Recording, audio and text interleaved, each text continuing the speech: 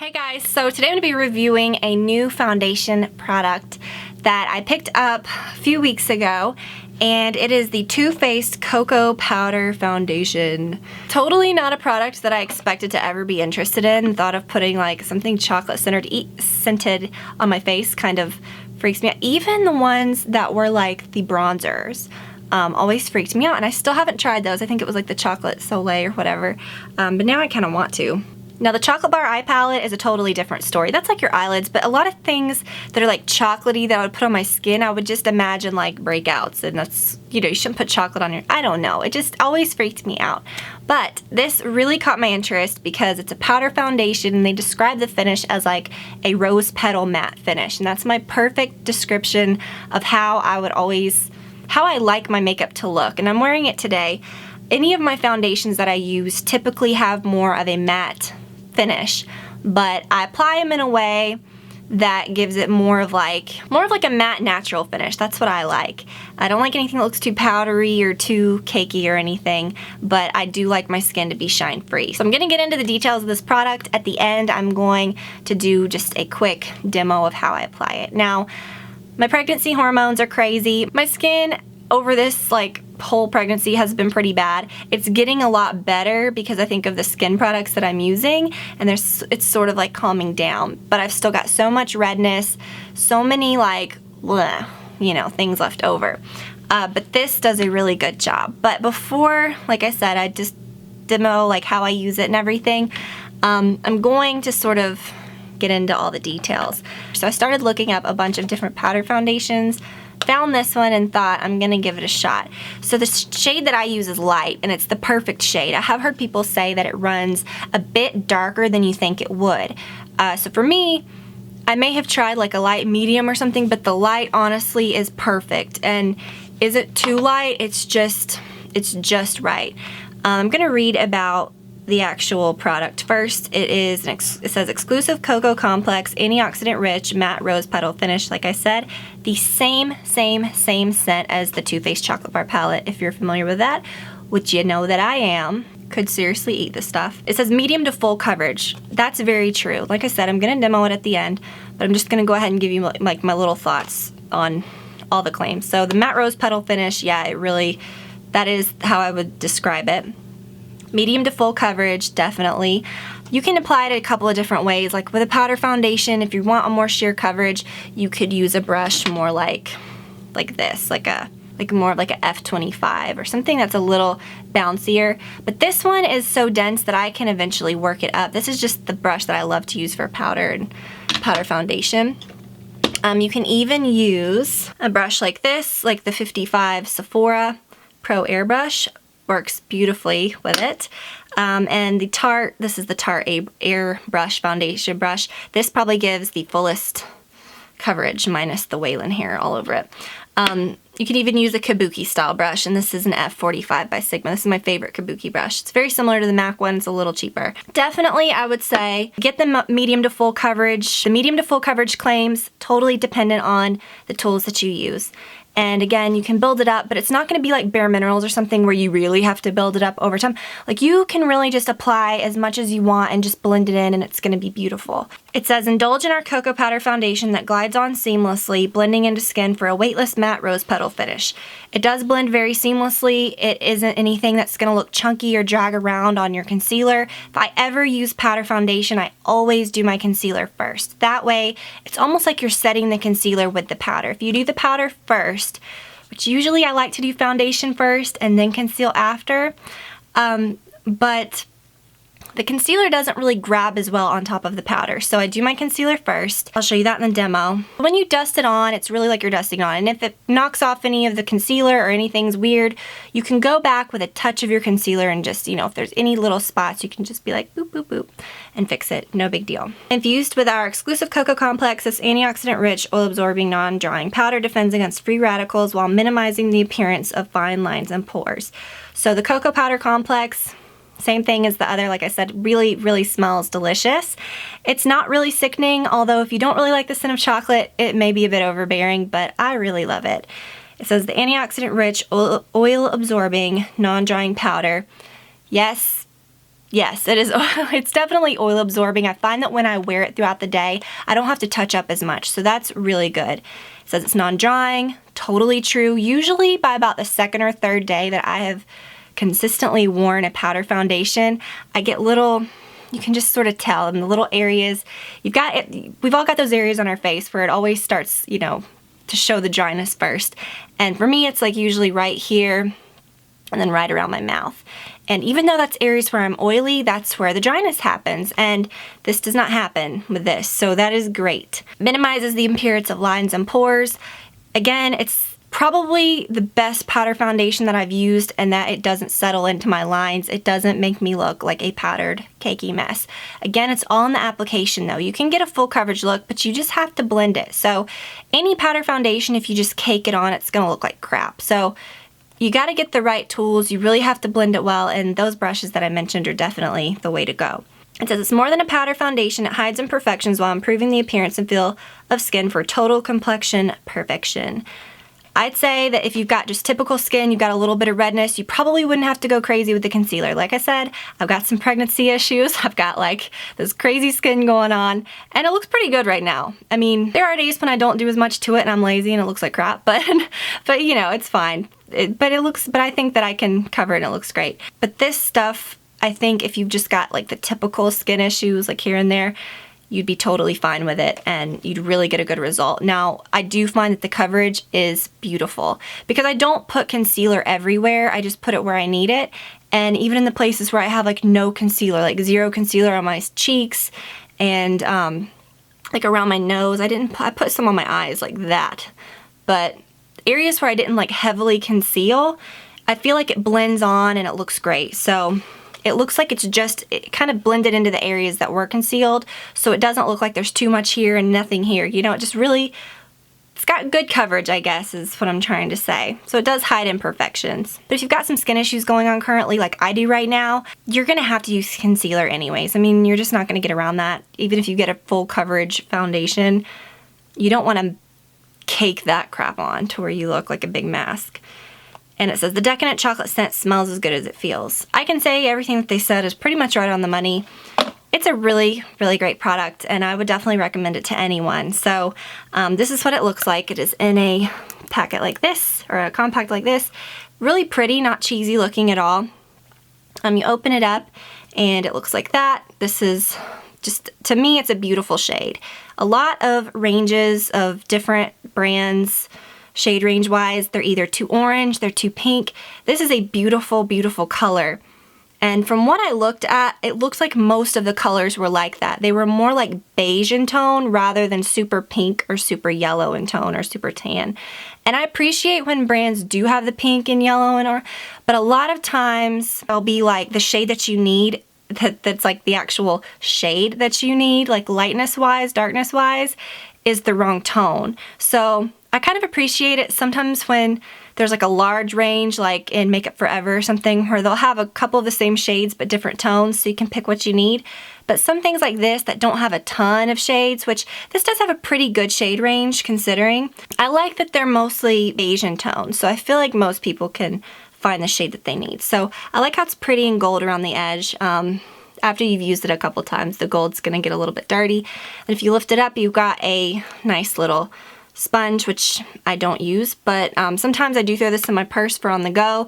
Haven't had to touch up though, and so usually I would just take this, and although I've got, I think my illumination foundation, the IT one, has a tiny little brush that I might put in here because when I'm on the go, a lot of times I like to use a little brush. So like I said, I haven't had to touch up with this stuff, so it's really, really awesome. But it's a beautiful foundation. If you're weird about powder foundations like I am sometimes, I would definitely say try it. So I'm going to demo it really quickly for you. I'm not going to go through the whole tutorial and everything. I've got some more tutorials coming up, so no big deal, but I just wanted to focus on the foundation itself. So here we go. Okay, so I start with, I want to call it primed skin, although I didn't use a primer, I used a CC cream, and if I use a product that I'm not going to be like super like piling on like a powder foundation, although it's got good coverage, I like to use a CC cream before just to get a tiny bit of coverage. And the CC cream that I'm using is the Super Goop CC cream, which is really good. And I might do, just let me know if you want to see a review on that, which you probably do because it's something that I've never talked about before. So I would usually just go straight from that to the foundation. That gives you a really nice flawless look. You can also, if you don't want to use a CC cream, you can use a primer. That one is not heavy, but it gives you nice coverage and a good finish. So that's something to keep in mind. You don't want to use one that's going to look too heavy or anything, because that's not your foundation. It's just sort of prepping your skin. If you feel like you've got a lot of redness going on, I think I'm okay because I can sort of take care of any issues after the foundation, but I would definitely recommend using your concealer before your powder foundation. And I would also recommend that you use I know this is a ton of crazy info beforehand, a liquid, oh my nose is itchy, rather than a formula in a pot or a stick. Sometimes that can look a little heavy under a powder foundation. So this one I really like. It's the Make It Forever Full Cover. So if I have like a large area that I want to conceal, I can use this with a foundation brush. This is a Sigma one. You can just sort of go in and conceal where you need it.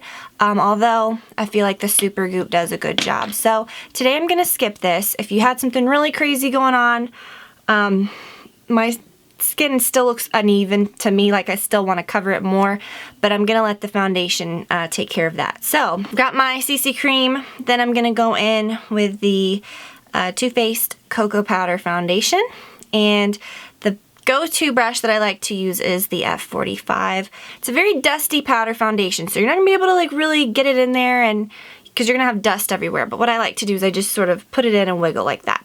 And then you can sort of, the dust that comes off, you can sort of work off of that in a moment. So it's not going to cake up. You can just literally go right in and start buffing it in. It smells so good. And I'd sort of just dab it on the other side. Nothing super complicated or tricky about actually applying this stuff. You just want to really blend it out. And hopefully you can see how well it's covering. I'm pretty impressed. So I'm just like blending the heck out of it and just buffing it into my skin. Sometimes like I dab the product on and then I blend it in like that. And like I said, for your skin, like your actual like redness and stuff, you want to apply concealer over large areas of redness first. I like to use a liquid. But after the fact, if there's anything sort of weird happening, if there's anything kind of showing through, then you can go back in with like a thicker concealer and just, you know, there's usually a couple things that I need to sort of go back and then you can just sort of dab. I'm not applying this in a huge large area, so it doesn't matter that you're applying it over the powder like we did with the one before. We're literally just dabbing it on little areas or little breakouts or areas that are discolored. This is a freckle, but I had like a weird blemish around it, and so I kind of always have to diffuse it just a little bit because it's still kind of red. So nothing big. So we're just putting this on little spots, just very precise. And you may have noticed that I did not do my under eye concealer. I love to always do my under eye concealer last, whether I'm using a powder or a liquid foundation. And I did not put the powder under my eyes. When I feel it, it feels clean. If I would have put the concealer like this or anything under my eyes first, then the powder foundation, which is typically going to be darker than the foundation that you use, is going to cling to that. It's going to look dry. It's going to look patchy. So to me, it's always best to do your concealer under your eyes last. Pay attention to those liquid powder like before rule. I mean, yeah, that's something to think about, but use your common sense. Don't always follow like set rules. Sometimes you just have to do what works for you, what looks the best, and then just use your common sense. So I'm not concealing like large areas, just doing little areas that may still be showing through, because I have had a fair amount of discoloration lately. And then what you can do is just go back with that same brush, or sometimes I'll take one that's like a fluffier brush, like a F25, just barely dab it to where you just barely don't have anything. And then any place where you used concealer just then, just lightly dab it over so that everything looks really seamless. And then I do my concealer. This is a bit heavy, I find, sometimes for under my eyes. Sometimes I use it. It is a newer product that I've been using lately. But a lot of times, I'm just using my Paragone No Concealer under my eyes. Dab that in with a brush or your finger. You can see that's not going down where I applied the powder very much. This area is usually where I have the least amount of foundation because I have the least amount of discoloration there. And I don't rely on foundation to cover my circles anyways, because you don't want to apply or pile on too many things. So there's really nothing under there. If anything, it might just be a little bit, but that blends and it's perfect. It's better to layer this over the powder than for the powder that's darker to cling to this more damp foundation. And then I'll take my MAC Prep and Prime, since we're just gonna go all out, I guess. I like to just do that a little bit. And this stuff is so thin and light that it's not going to be thick. It doesn't require a whole bunch of blending. It's not going to drag around anything that you've done. So this looks really fresh and pretty with the foundation. I would leave it at that. I'm not going to use the Cocoa Powder foundation at all anymore. But what I would do is use a little bit of like a product just to, you know, just to kind of set that. And I use my Translucent Crystal by NARS lately because I don't have my Laura Mercier Secret Brightening Powder. I'm out of that. This I don't like as much as that, but it's okay. But this I wouldn't even consider, like, it's so weird. It's like paper. It's not even like a powder. It's just the most non-powdery powder on earth. So it's like, it's perfect for your under eye. Then I would do everything else you gotta do and call it a day, but I'm gonna stop here because this is just foundation, but that's how I apply that. Let me know if you want to see a review of this. Yes, I do mix the two colors. I mix light, medium, and fair to light. There's a story behind that. I think I do need to do a video on this because it's really awesome, but there are some weird things about it that you need to know. So that's how I apply this stuff. Of course, it'll look much better when I get my bronzer and everything, but I do have a recent tutorial if you want to see how I do my bronzer and all that. And I might do a video on that soon. And like how I just like my go-to like cheek bronzer routine, all that. So that is how I apply the foundation. So that is it for my complete little review on this. I think the one thing I left out was the price, and it is $34. So considering that it's pretty much everything that you need, I think that you can even sort of take the little sponge and sort of fold it and conceal little areas. You probably wouldn't need a whole lot of concealer, and normally under normal circumstances I wouldn't either.